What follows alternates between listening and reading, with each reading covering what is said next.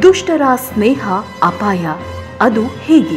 ದುಷ್ಟರ ಸ್ನೇಹ ಒಂದಲ್ಲ ಒಂದು ರೀತಿಯಲ್ಲಿ ನಮಗೆ ಅಪಾಯನೇ.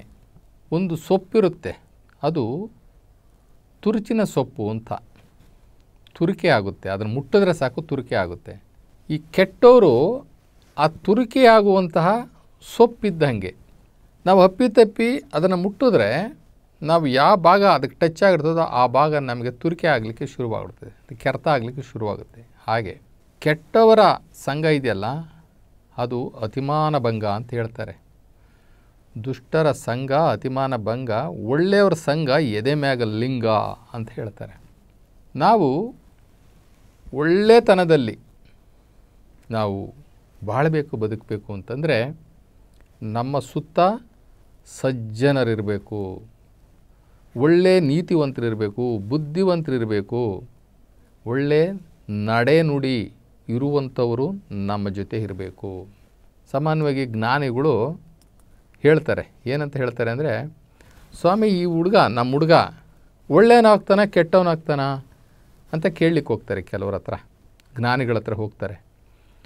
ಆವಾಗ ಜ್ಞಾನಿಗಳಾದವ್ರು ಹೇಳ್ತಾರೆ, ಇವನು ಒಳ್ಳೆಯವನಾಗ್ತಾನ ಕೆಟ್ಟವನಾಗ್ತಾನ ಅಂತ ನಾನು ಹೇಳ್ತೀನಿ, ಆದರೆ ನೀವು ನನಗೊಂದು ಪ್ರಶ್ನೆಗೆ ಉತ್ತರ ಕೊಡಿ, ಇವನ ಜೊತೆಯಲ್ಲಿ ಇರ್ತಕ್ಕಂಥ ಜೊತೆಗಾರರು ಯಾರು ಅಂತ ನಮಗೆ ತಿಳಿಸ್ರಿ, ಆಮೇಲೆ ನಾನು ಇವನು ಒಳ್ಳೆಯವನಾಗ್ತಾನೆ ಕೆಟ್ಟವನಾಗ್ತಾನೆ ನಾನು ಆಮೇಲೆ ಹೇಳ್ತೀನಿ ಅಂತಾರೆ. ಅಂದರೆ ಪರಿಸರ ಜೊತೆಗೆ ನಮ್ಮ ಸುತ್ತ ಇರ್ತಕ್ಕಂಥ ನಮ್ಮ ಜೊತೆಗಾರರು, ಇವರ ಮೇಲೆ ನಾವು ಒಳ್ಳೆಯವರಾಗ್ತೀವ ಕೆಟ್ಟವರಾಗ್ತೀವ ಅನ್ನುವಂಥದ್ದು ಗೊತ್ತಾಗುತ್ತೆ. ಆದ್ರೂ ಸಹ ಕೆಟ್ಟವರಿಂದ, ಕೆಟ್ಟವರ ಸಹವಾಸದಿಂದ ಒಂದಲ್ಲ ಒಂದು ದಿನ ಕೆಟ್ಟದಾಗೇ ಆಗುತ್ತೆ.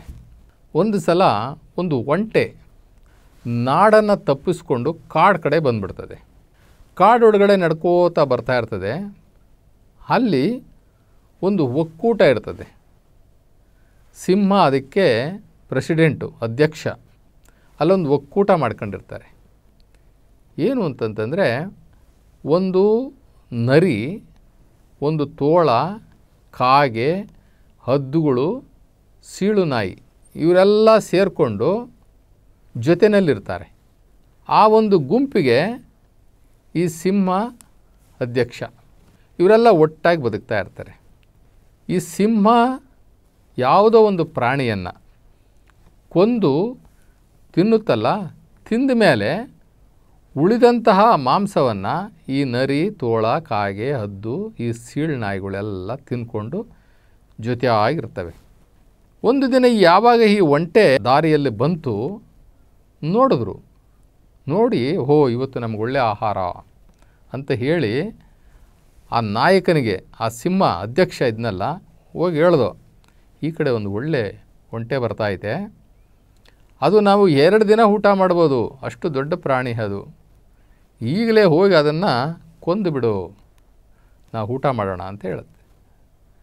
ಆವಾಗ ಇರಿ ಯಾವುದಕ್ಕೂ ವಿಚಾರ ಮಾಡೋಣ, ಅದು ನಡ್ಕೊಂಡು ಬರ್ತಾ ಇದೆ ಹೀಗೆ ಅಂಥೇಳಿ ಸಿಂಹ ಕರೆಸ್ಕೊಂಡು ಆ ಒಂಟೆಯನ್ನು ಕೇಳುತ್ತೆ, ನೀನು ಈ ಮಾರ್ಗದಲ್ಲಿ ಯಾಕೆ ಬಂದೆ? ಆವಾಗ ಒಂಟೆ ಹೇಳುತ್ತೆ, ನಾನು ದಾರಿ ತಪ್ಪಿ ಬಂದುಬಿಟ್ಟೆ, ಇವಾಗ ನಿನ್ನನ್ನು ಕೊಂದು ತಿಂದುಬಿಡ್ತೀವಲ್ಲ ನಾವು ಅಂತ. ಬೇಡ ಬೇಡ, ನಾವು ನಿಮ್ಮ ಜೊತೆಯಲ್ಲಿ ನಾನು ಕೂಡ ಇರ್ತೇನೆ, ನಾನು ಹುಲ್ಲು ತಿನ್ನೋ ಪ್ರಾಣಿ, ನನ್ನನ್ನು ಕೊಲ್ಲಬೇಡಿ ಅಂತ ಹೇಳುತ್ತೆ. ಹೀಗೆ ಸ್ವಲ್ಪ ದಿನ ಎಲ್ಲ ಒಟ್ಟಿಗೆ ಜೊತೆಯಲ್ಲಿ ಇರ್ತಾರೆ. ಸಿಂಹಕ್ಕೆ ಎಲ್ಲೋ ಒಂದು ಬೇಟೆ ಆಡಲಿಕ್ಕೆ ಹೋಗಿ ಅದು ಏಟು ಮಾಡ್ಕೊಂಡು ಬಿಡ್ತದೆ. ಏಟು ಮಾಡಿಕೊಂಡು ಅದು ನಡಿಲಿಕ್ಕೂ ಸಹ ಸಾಧ್ಯ ಆಗೋದಿಲ್ಲ, ಆ ಒಂದು ಸ್ಥಿತಿಗೆ ಬಂದುಬಿಡುತ್ತೆ. ಈ ಸಿಂಹ ಬೇಟೆ ಆಡಲಿಲ್ಲ ಅಂತಂದರೆ ನರಿ, ತೋಳ, ಕಾಗೆ, ಹದ್ದು, ನಾಯಿಗೆ ಊಟ ಇಲ್ಲ. ಸಿಂಹ ಪ್ರತಿದಿನ ಕೊಲ್ಲೋದಿಲ್ಲ, ಅದು ತಿಂಗಳಿಗೆ 1-2 ಬೇಟೆ ಅಷ್ಟೇ ಮಾಡೋದದು. ಈ ಉಳಿದಂಥ ಪೀಸ್ಗಳನ್ನೆಲ್ಲ, ಮಾಂಸದ ಚೂರುಗಳನ್ನೆಲ್ಲ ನರಿ, ತೋಳಗಳು ತಿಂತಾಯಿತ್ತು. ಯಾವಾಗ ಒಂದು ದಿನ ಸಿಂಹಕ್ಕೆ ಏಟಾಗಿ ಅದು ಬೇರೆ ಪ್ರಾಣಿಗಳನ್ನು ಹಟ್ಟಿಸಿಕೊಂಡು ಹೋಗಿ ಅವನ್ನು ಬೇಟೆ ಮಾಡಲಿಕ್ಕೆ ಆಗದಲೇ ಅದು ಕೂತಿತ್ತಲ್ಲ, ಇವಕ್ಕೆಲ್ಲ ಹೊಟ್ಟೆ ಹಸಿವಾಗೋಯ್ತು. ಏನು ಮಾಡೋದು ಅಂತ ಹೇಳಿ ಇವ್ರಿಗೆ ಒಂದು ದುರಾಲೋಚನೆ ಬಂತು. ಹೋಗಿ ಸಿಂಹಕ್ಕೆ ಹೇಳ್ದು, ನೋಡಿ ಹೇಗೂ ನಿನಗೆ ಬೇಟೆ ಮಾಡಲಿಕ್ಕೆ ಆಗ್ತಾಯಿಲ್ಲ, ನಾವೆಲ್ಲ ಸೇರಿಕೊಂಡು ನಮ್ಮ ಜೊತೆಯಲ್ಲಿ ಇದೆಯಲ್ಲ ಒಂಟೆ, ಆ ಒಂಟೆನ ಕೊಂದು ತಿಂದುಬಿಡೋಣ ಅಂತ ಹೇಳ್ತಾರೆ. ಆವಾಗ ಸಿಂಹ ಹೇಳ್ತು, ಹೇ ಬೇಡ ಬೇಡ, ವಿಶ್ವಾಸ ದ್ರೋಹ ಆಗುತ್ತೆ. ನಮ್ಮ ಜೊತೆಯಲ್ಲಿ ಇದುವರೆಗೆ ನಮ್ಮ ಜೊತೆಯಲ್ಲಿ ಇದು ನಂಬಿಕೆಯಿಂದ ಇದೆ ಅದು, ಹೀಗಾಗಿ ಅದನ್ನು ಕೊಲ್ಲೋದು ಬೇಡ. ಆವಾಗ ಇವೆಲ್ಲ ಸೇರಿಕೊಂಡು ಒಂದು ಚಮತ್ಕಾರವನ್ನು ಮಾಡ್ತಾರೆ, ಒಂದು ಪ್ಲ್ಯಾನ್ ಮಾಡ್ತಾರೆ. ಏನು ಅಂತಂದರೆ ಸಿಂಹಕ್ಕೆ ಹೇಳ್ತೇವೆ, ಆಯಿತು ನೀನು ಕೊಲ್ಲೋದು ಬೇಡ, ಅದೇ ಏನಾದ್ರೂ ಒಂಟೆ ನನ್ನನ್ನು ಕೊಲ್ಲು ಅಂತ ಹೇಳಿದ್ರೆ ನೀನು ಒಪ್ಕೋತೀಯಾ ಅಂತ ಕೇಳುತ್ತೆ. ಅವಾಗ ಸಿಂಹ ಅದಾಗದು ಒಪ್ಕೊಂಡ್ರೆ ನೋಡೋಣ, ಕೊಲ್ಲೋಣ ಅಂತ ಹೇಳುತ್ತೆ. ಇವರೆಲ್ಲ ಬಂದ್ಬಿಟ್ಟು ಒಂದು ಪ್ಲ್ಯಾನ್ ಮಾಡ್ತಾರೆ. ಪ್ಲ್ಯಾನ್ ಮಾಡಿಬಿಟ್ಟು ಒಂದು ಸಭೆಯಲ್ಲಿ ಚರ್ಚೆ ಮಾಡ್ತಾರೆ. ಏನು ಅಂತಂದರೆ, ಅಯ್ಯೋ ಪಾಪ ಸಿಂಹ ಇದುವರೆಗೂ ನಮ್ಮನ್ನೆಲ್ಲ ಬೇಟೆ ಮಾಡಿ ಸಾಕ್ಕೊಂಡು ನಮ್ಮನ್ನೆಲ್ಲ ಚೆನ್ನಾಗಿಟ್ಟಿತ್ತು. ಈಗ ಸಿಂಹಕ್ಕೆ ಬೇಟೆ ಆಡಲಿಕ್ಕೆ ಆಗ್ತಾಯಿಲ್ಲ, ಪಾಪ ಅದು ಬಹಳ ಹಸಿವಿನಿಂದ ಇದೆ.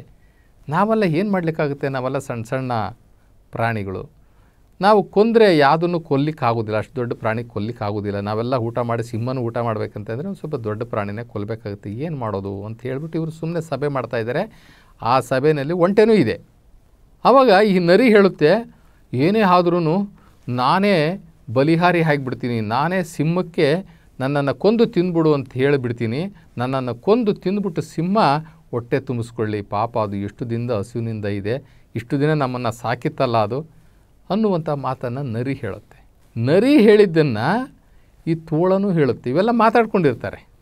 ಆ ತೋಳ ಹೇಳಿದ್ದನ್ನು ಕಾಗೆ ಹದ್ದುಗಳು ಹೇಳ್ತವೆ, ಈ ಸೀಳು ನಾಯಿಗಳು ಕೂಡ ಹೇಳ್ತವೆ. ಇದನ್ನು ಹೇಳಿದ ಮೇಲೆ ಒಂಟೆನೂ ಹೇಳಬೇಕಲ್ವಾ ಜೊತೆಯಲ್ಲಿರೋದು. ಆವಾಗ ಒಂಟೆನೂ ಕೂಡ ಹೇಳುತ್ತೆ, ಹೌದೌದು ಬೇಕಾದ್ರೆ ನನ್ನ ಕೊಂದು ತಿಂದುಬಿಡಲಿ. ಇವರೆಲ್ಲ ಹೇಳಿದ ಮೇಲೆ ಅದು ಹೇಳಲೇಬೇಕಲ್ಲ, ಜೊತೆಯಲ್ಲಿದ್ದಾರೆ. ಒಂದು ಕೆಲಸ ಮಾಡೋಣ, ಈಗ ನಾವು ಏನು ಹೇಳಿದ್ವೋ ಅದನ್ನು ನಾವು ಸಿಂಹದ ಮುಂದೆ ಹೇಳಿಬಿಡೋಣ ಅಂತ ಹೇಳ್ಬಿಟ್ಟು ಎಲ್ಲರೂ ಒಟ್ಟಿಗೆ ಹೋಗ್ತಾರೆ. ಒಟ್ಟಿಗೆ ಹೋಗಿ ಸಿಂಹಕ್ಕೆ ಹೇಳ್ತಾರೆ, ನೋಡು ರಾಜ, ನೀನು ಈ ಕಾಡಿಗೆ ರಾಜ, ನೀನು ನಮ್ಮನ್ನೆಲ್ಲ ಇಷ್ಟು ದಿನ ನೀನು ಸಾಕಿ ನಮ್ಮನ್ನು ಸಲಹಿದ್ದೀಯಾ, ಈಗ ನೀನು ಕಷ್ಟದಲ್ಲಿದ್ದೀಯಾ, ನೀನು ಬೇಟೆ ಮಾಡಲಿಕ್ಕೆ ಆಗ್ತಾಯಿಲ್ಲ, ಅದರಿಂದ ನನ್ನನ್ನು ಕೊಂದು ತಿಂದುಬಿಡು ನೀನು ಅಂತ ಹೇಳ್ಬಿಟ್ಟು ನರಿ ಅನ್ನುತ್ತೆ.